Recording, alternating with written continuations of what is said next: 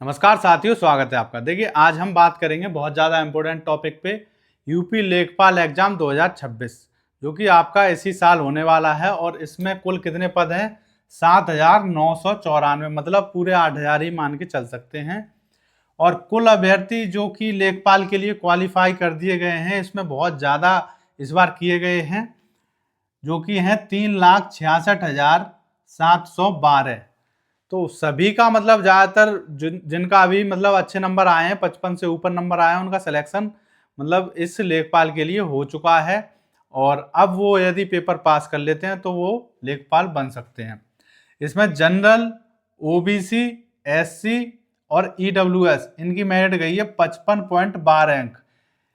इतने उन्होंने कैसे लिए हैं? इनका मानना ये है कि जिनके भी नंबर 55 आए हैं, 55.12, ठीक है, इन कैटेगरी में चाहे ज़्यादा कितने भी हों, लेकिन 55 तक के जितने भी उनको मतलब लेने थे, कम से कम अंक इतने निर्धारित कर दिए गए कि इनको 55 नंबर जो भी लाया है उसको लेखपाल का एग्जाम देने दिया जाए।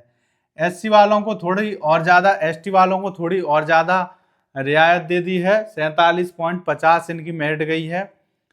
तो इसमें लगभग बहुत ज़्यादा संख्या में लेखपाल की परीक्षा लोग देंगे। ठीक है, पिछली बार तो बहुत कम दी थी आज से पहले। तो ये बहुत अच्छा मौका है, जिनको भी लग रहा था कि हमारे नंबर कम हैं पेट में, तो वो अब लेखपाल की परीक्षा दे सकते हैं आराम से।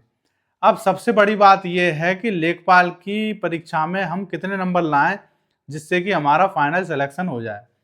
अब इस परीक्षा में जो आपकी 2026 में होने वाली है, इसमें 100 क्वेश्चन होंगे। ठीक है, और कितने नंबर के होंगे? ये 100 ही नंबर के होंगे। ठीक है, और ये आपके जो है टाइम होगा इसका 120 मिनट, मतलब 2 घंटे का टाइम है। नेगेटिव मार्किंग की यदि बात करें तो नेगेटिव मार्किंग भी है इसमें। कितनी है?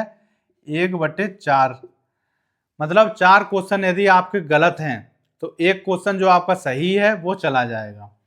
एक क्वेश्चन गलत यदि आपका है तो 1/4 अंक आपके काट लिए जाएंगे। इसी तरह 4 क्वेश्चन यदि गलत हैं तो इसमें 4 का गुणा हम कर दें तो एक क्वेश्चन, एक नंबर आपका गया, मतलब एक क्वेश्चन सही वाला गया। बात ये वही हुई। तो इसमें कितने नंबर लाने चाहिए?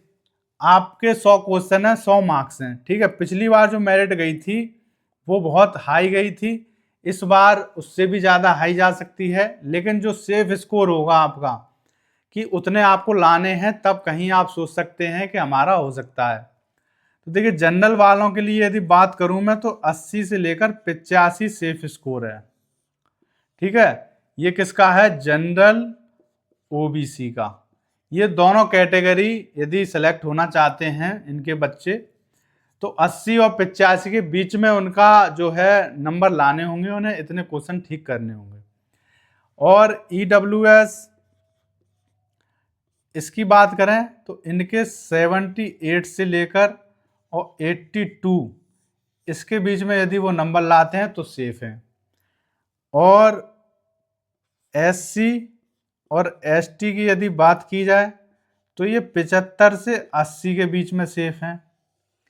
ठीक है, और बात आई आपकी जो और भी बचे हैं फिजिकल हैंडीकैप्टेड, उनकी थोड़ी और कम जाएगी। लेकिन जो मेन कैटेगरी हो गई आपकी, तो वो 80 से कम लाने की तो कोई भी बच्चा ना सोचे। जितने भी लोग इसमें एग्जाम देंगे उनका टारगेट यही होना चाहिए कि 80 नंबर उन्हें लाने हैं। केवल पहली बात तो यह है कि आपको 80 क्वेश्चन एकदम ठीक करने हैं, और यदि गलत भी हो जाए तो ऐसा ना हो कि आपके 80 में से ही कम हो।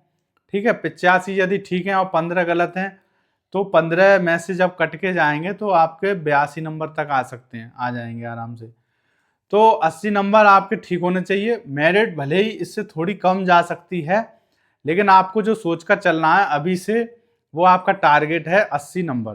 ठीक है, और ये जो कैटेगरी ऊपर बताई हैं इनका टारगेट 80 से 85, 80 से 85 से ऊपर किसी के जा नहीं सकते। यदि चले जाएं तो बहुत अच्छी बात है, उसका तो सिलेक्शन एकदम पक्का ही है, वो टॉपर है। अब बात करें कि इसका एग्जाम कब तक हो सकता है, तो इसका एग्जाम बहुत जल्दी होने वाला है आपका। देखिए, फॉर्म भरने के बाद आपका इसका एग्जाम मई और जून इतने में ही हो जाएगा। मतलब आपके पास आप सोच के चल सकते हैं 60 दिन का ही टाइम है। ठीक है, अब सबसे जरूरी बात यह है कि इसकी तैयारी कैसे करें। तैयारी करने के लिए आपको जो सबसे पहले काम करना है वो क्या है, सबसे पहले आपको लानी है एक PYQ की बुक। ठीक है, इसमें क्या होगा, घटना चक्र की ले सकते हैं, यूथ की ले सकते हैं, या किसी भी अन्य राइटर की ले सकते हैं जिसमें गलतियां कम हो। लेकिन घटना चक्र और यूथ ऐसी हैं, गलतियां कम है, साथ में उनका सॉल्यूशन भी नीचे दिया है। तो PYQ लेकर आएंगे आप, तो जितने भी PYQ अभी तक हुए हैं 2025 तक लेखपाल के, तो वो सभी PYQ आपको करने हैं और उनका सॉल्यूशन भी देखना है साथ ही साथ, पूरे एकदम रट लेने हैं वो PYQ तो आपको। ठीक है, जितने भी अब तक हुए हैं।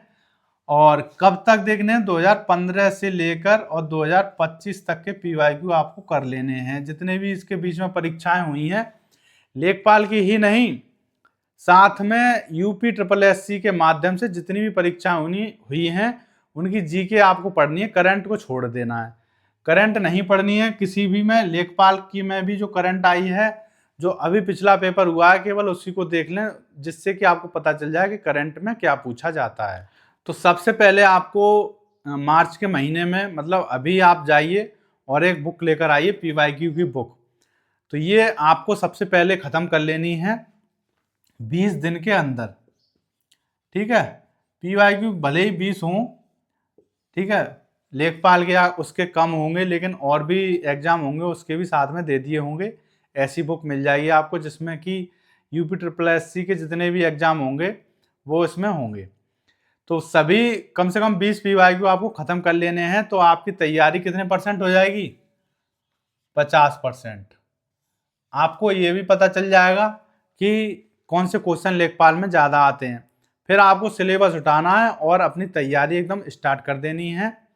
फिर बाद में 60 दिन तैयारी करने के बाद 15 दिन का समय बचे, 15 या 20 दिन का, तब आपको मॉक करने हैं दोबारा से।